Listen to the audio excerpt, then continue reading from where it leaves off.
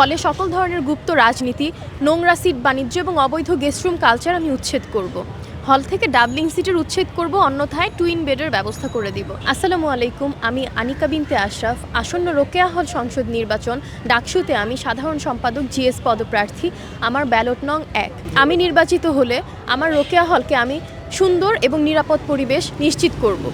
পাশাপাশি হলে সকল ধরনের গুপ্ত রাজনীতি, নোংরা সিট বাণিজ্য এবং অবৈধ গেস্টরুম কালচার আমি উচ্ছেদ করব।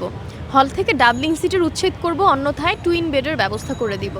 যেসব আপুরা কোরআন শরীফ পড়তে পারেন না তাদের জন্য মাসিক বা সাপ্তাহিক ভিত্তিতে আমি একজন নারী শিক্ষকের মাধ্যমে কোরআন শিক্ষা দেওয়ার ব্যবস্থা করে দেব।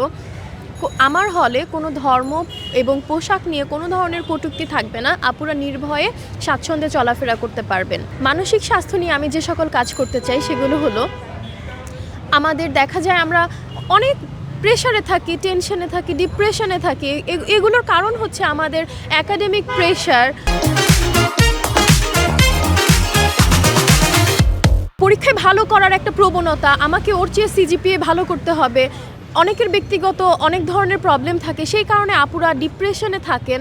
তাদের জন্য মাসিক একটি সেমিনারের ব্যবস্থা করব, যেখানে মনোরোগ বিশেষজ্ঞর মাধ্যমে তাদেরকে কাউন্সেলিং করা হবে। এছাড়া হলের মনোরোগ বিশেষজ্ঞ যারা আছেন তাদেরকে যাতে সবসময় পাওয়া যায় সেই ব্যবস্থা করে দেব। আরেকটি ব্যাপার হচ্ছে, আমাদের বিশেষ চাহিদা সম্পন্ন আপুরা অনেকেরই অনেক ধরনের সমস্যা থাকেন। তারা নিজেদেরকে আমরা যারা স্বাভাবিক আছি তাদের থেকে নিজেদেরকে অনেক ক্ষুদ্র মনে করেন। আমি চাই না তারা যাতে নিজেদের ক্ষুদ্র মনে করেন, তারা যাতে মানসিকভাবে চাঙ্গা থাকতে পারেন। তার জন্য আমি তাদের ক্ষেত্রেও আমি মাসিক সেমিনারের ব্যবস্থা করে দেব, যেখানে সাইকিয়াট্রিস্ট থাকবেন এবং তাদের জন্য মাসিক একটি ভাতা প্রদানের ব্যবস্থা করব। আমাদের খাবার নিয়ে আসলে অভিযোগের কোনো অন্ত নেই। আজকে হয়তো ঝাল হয়নি, কালকের খাবারে লবণ হয়নি, এরকম চলতেই থাকে। আমরা এগুলো সবসময় ফেস করি।